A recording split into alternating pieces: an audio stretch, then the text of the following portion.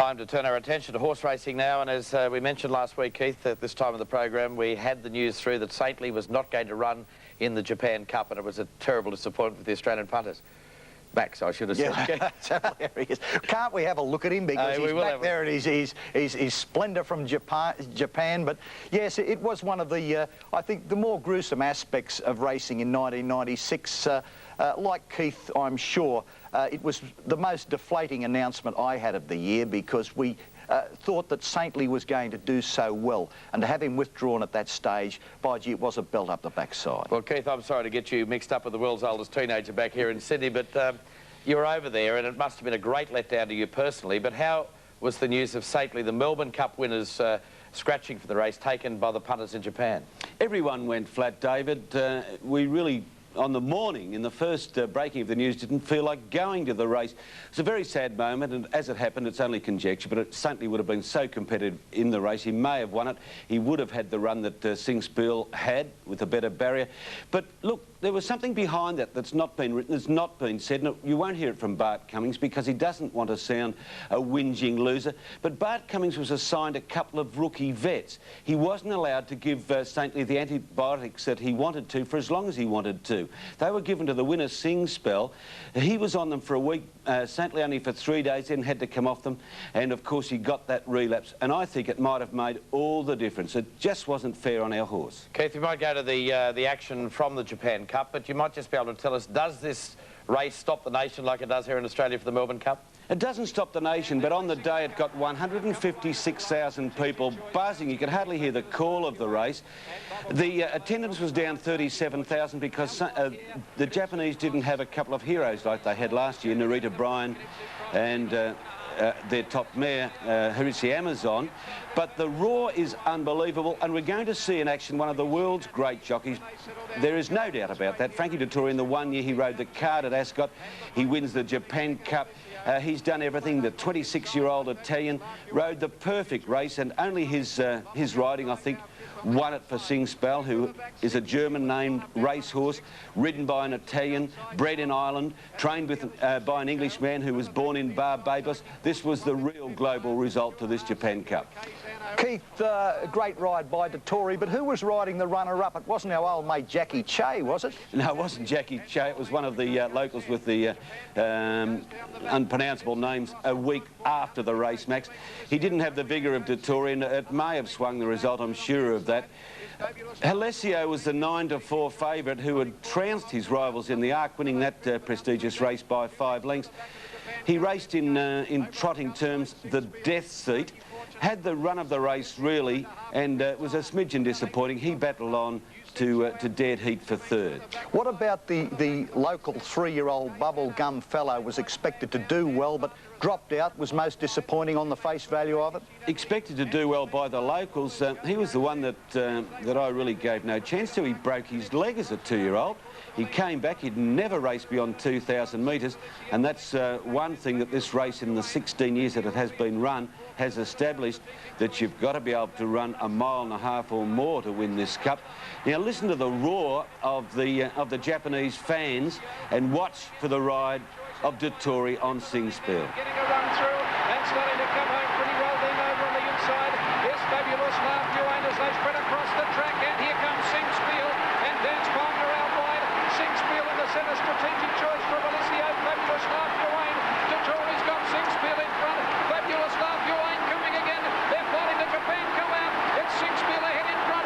Fabulous Laugh Duane coming again. Sing Spiel just in front. Sing Spiel wins the Japan Cup. Ahead left Fabulous Laugh Duane. You talk about the roar of the crowd. That was amazing. And Frankie Dettori there, the man that rode 7 winners at Ascot earlier in the year, celebrating the triumph in the Japan Cup. You'll see him in Sydney in January, and we'll see him in Melbourne in January also. He's going to be special, David. Sorry to interrupt. Keith, when I was up in Hong Kong recently, I heard the Chinese call up there. What is the local Japanese call like of the Japan Cup? Yes, well, they go 100 miles an hour. They're probably the fastest race callers in the world. And for the first time, they had another local English call too, and a Canadian calling it on the FM radio stations in Japan. OK, well, midweek, our hearts are in our throats with Greg Hall, but apparently it's good news, Max.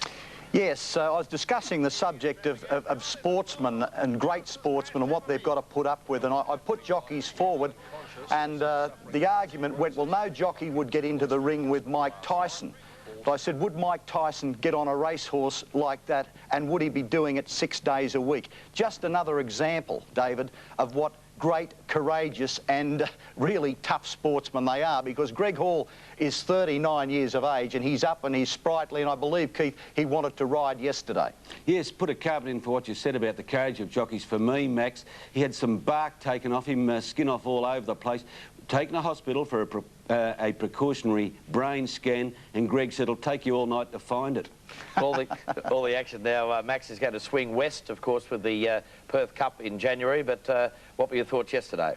Well, my thoughts yesterday before the race was that Miss Margaret was going to race very prominently in the Fruit and Veg Stakes, a $200,000 race, but Miss Margaret finished last. But a very good race.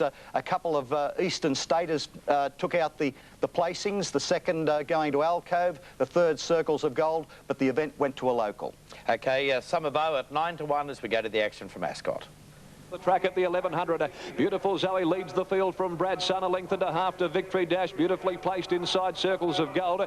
Then Clever Jev being closely attended by Mercurial Madam. Over on the outside, Unpretentious going up to sit outside of Summer Bow, and Alcove is poking up near the fence. Irish Rod has got Miss Margaret held up between horses. Di had to kick her up there and try and get her on the bit, but she copped a bit of a prat now and she's off the bit, being hard ridden. Over on the inside then Sovereign Kite, Powerful Prince and Quadribadonte at the 600 metre mark, and Beautiful Zoe's the leader from Brad Sun, and they're starting to quicken. Preble's off now with Circles of Gold going up 3 deep, and Victory Dash is looking for a run. In behind them, Clever Jev getting off the fence from Mercurial Madam, and deeper out now round the corner, Unpretentious, Summer Bow and Alcove getting up near the fence. Something's gone amiss with Miss Margaret. She dropped out to last around the turn. At the 300, Brad Sun hit the lead. Victory Dash gets out. Then came Circles of Gold. Beautiful Zoe's battling back on the fence. Circles of Gold, Brad Sun, Beautiful Zoe, and now Summer Bow's working to the outside, coming with a brilliant run. Summer Bow and Circles of Gold, and Alcove on the fence. Summer Bow hits the lead though, and Summer Bow wins.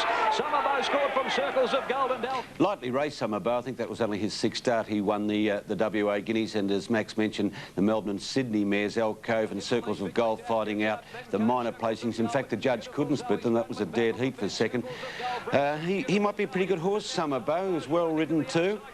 The performances of Alcove and Circles of Gold would do nothing to detract from their Perth Cup chances. I'd say Alcove might just about have a hoof on the till. It's a long time since she's won, Keith, but just judging by the manner with which she went to the line there, I'd say that she should be very hard to beat in the Perth Cup. Well, Max, the grey quick flick set for the Villiers now, but Mark de Montfort got it out very early and was never headed.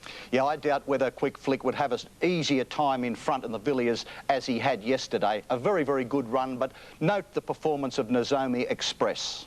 OK, let's go to the action yesterday from Warwick Farm.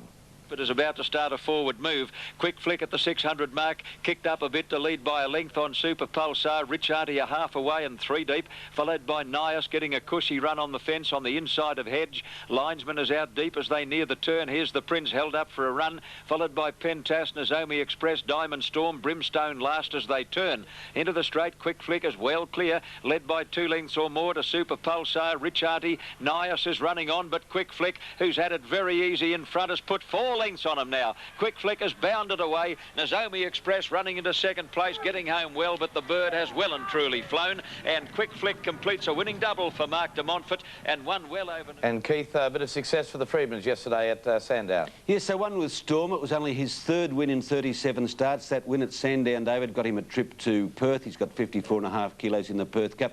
Pretty wise move, I'd suggest too, because he's just a length or 2 behind our best days, but he's up to Perth Cup standard. This is Storm yesterday. He really appreciated the drop in class. He's the Moonee Valley Cup winner of last year, and when it mattered most, Storm showed that he had the wood on his rivals yesterday. Kiwi Golfer made a bit of a burst through on the fence, and Napier Street inconvenienced, well, his jockey was, with the saddle moving slightly early in the race, but it was all Storm's event. Storm goes to the front with 400 to go over Napier Street. Skyflyer, Kiwi Golfer getting through near the inside. Wesley Boys made up a bit of ground, but Storm has full of running, 250 to go. He's 2 lengths to Napier Street. Wesley Boy, Kiwi Golfer battling gamely on the inside. Storm in front. I think he's going to break this long route. He's 2 in front of Kiwi Golfer, Napier Street and Wesley Boy, and Storm goes on to win by 2 lengths. And that's a look at 3-state racing yesterday from right around the nation. We'll take a break and be back with more in just a moment.